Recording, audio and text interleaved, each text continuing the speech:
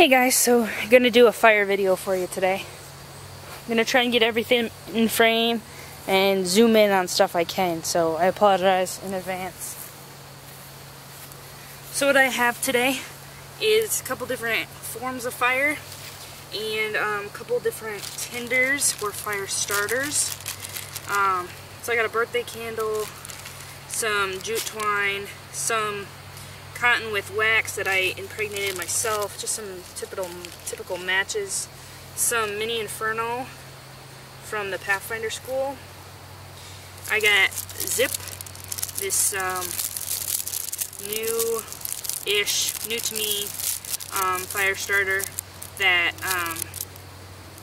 the Prepared Mind 101 channel did a video on recently, so I picked some up and was going to do a video on it.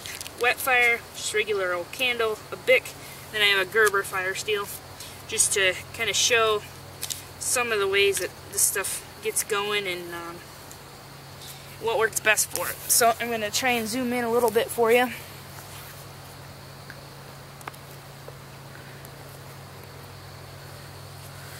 Okay. So I'm just going to start out with some jute twine. I just ripped it up. Feather it. We all know this stuff works well, but I just kind of want to show it right before I do some of these other tinders, so you can kind of see and you can compare easily. This is just pre-cut up stuff that I somewhat fluffed so I could put it in my fire kit. So you can see one spark, she's good to go, and she's going right now. Pretty good.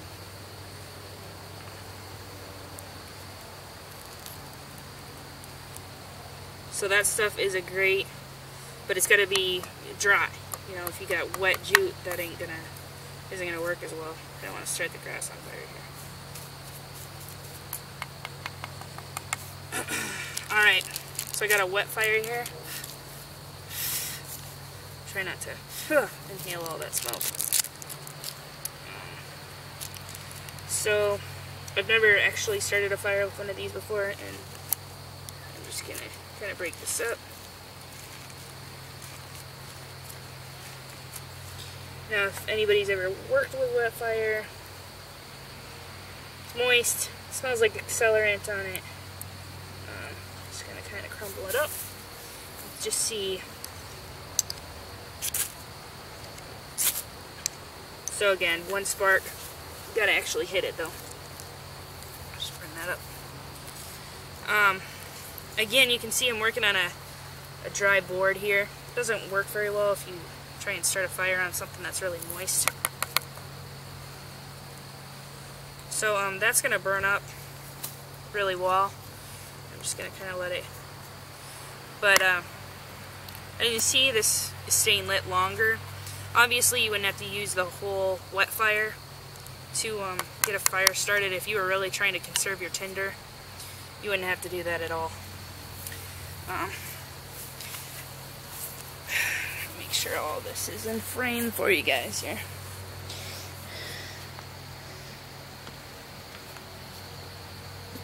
My camera doesn't like it's so heavy for this tripod that it doesn't always work the best.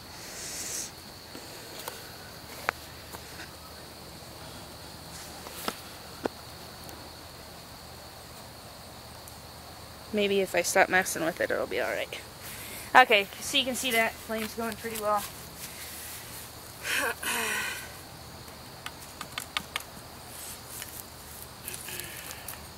And I still got big pieces of Wetfire over here that don't want to go out for me. So,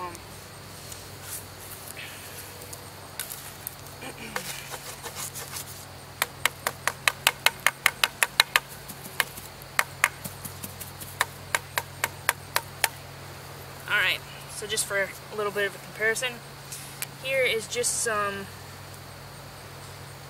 this is just some cotton, like makeup applicators that I dipped in wax myself.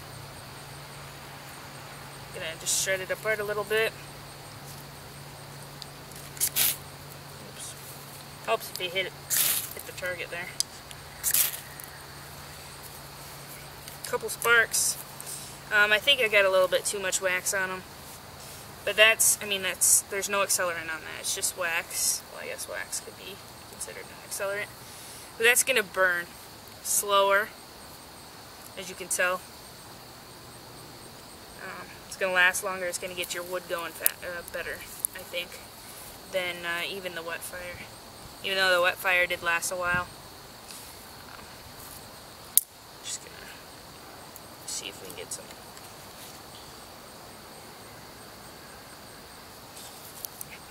Now, it doesn't matter what you try and light on fire. Obviously, this is really dry wood from a storm. It fell down. It's dry and dead. It has been for a while. So it's perfect for this kind of stuff. But if you're trying to light wet stuff on fire, it's going to be a completely different story.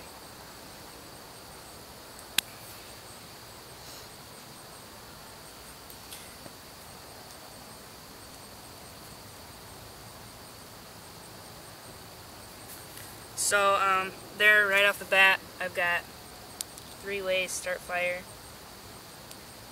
If you're looking for something sustainable, something you want to carry around, candle's really the best thing.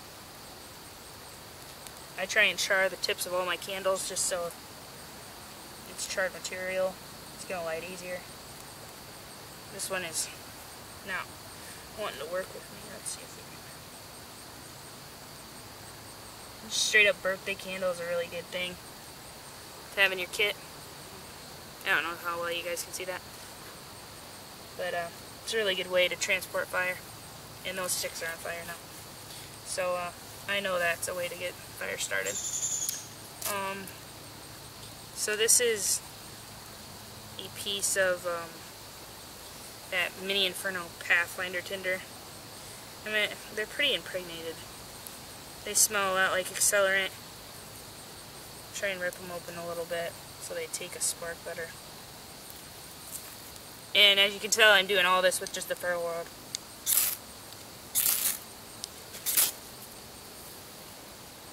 Well, it caught, but it didn't want to stay lit. And that's just staying right on there. Oh, it is going, okay. I don't know, again, if you guys can kind of see that.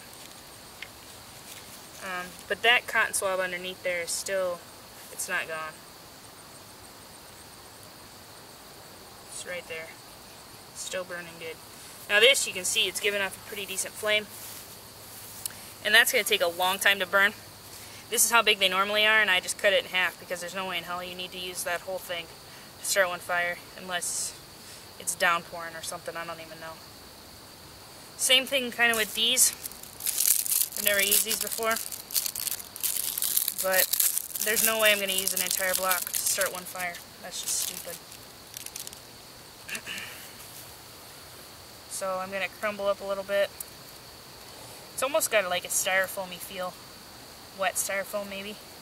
It smells crazy like accelerant. You can smell it even through the plastic.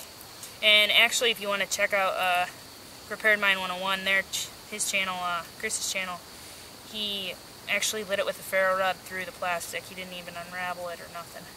And it lit right up and burnt for like 20 minutes, one of these full blocks. But I'm not going to do that. That's not what I would typically use a fire starter for.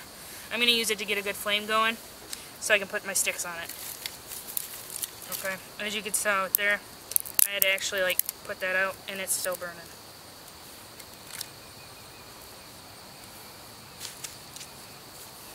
And this is, I have no doubt in my imagination that it's gonna light right up, no problem. So, one shitty spark, and it just goes up like gangbusters. So that's just a little corner crumbled up there. It's actually burning really fast. It's giving off some pretty dark smoke, so I definitely wouldn't burn it in like a tent or something like that. But if you're... Yeah, and look at that flame just spread out there. So, if you're... I wanted to do this video now because we're getting close to some winter months here. And that's really when fire is the most important. I mean, it's super important all the time, but in the winter especially in the Midwest, where I live.